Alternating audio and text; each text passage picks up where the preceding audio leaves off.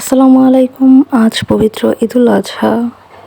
তো আমাদের হাবানকে আমরা বিদায় জানালাম, কারণ একটু পরই হবে কোরবানি।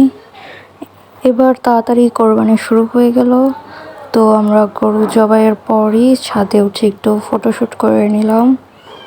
আমরা নিজেদের গরু নিজেরাই সাইজ করে থাকি, মানে ছিলে নিয়ে আসা, পরে কাটা, চপ করা সব কিছু আমরা নিজেরাই করে থাকি।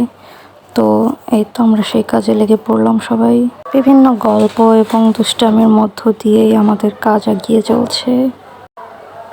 আর এই তো বিভার তো দুষ্টামি থামবেই না। আর আমার বড় মামা তো হচ্ছে জাত কসাই, সে কসাই ফেল এত সুন্দর করে চপ করতে পারে। এখানে রয়েছে আরেক কসাই, আমার ছোট মামা।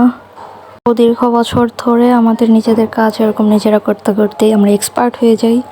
সো আমাদের সব কাজ অনেক দ্রুত শেষ হয়ে যায়। পরিমাণ মতো কাটা শেষ হওয়ার পরই বাসায় পাঠিয়ে দেওয়া হলো, যেন তার রান্না শুরু করে দেয়।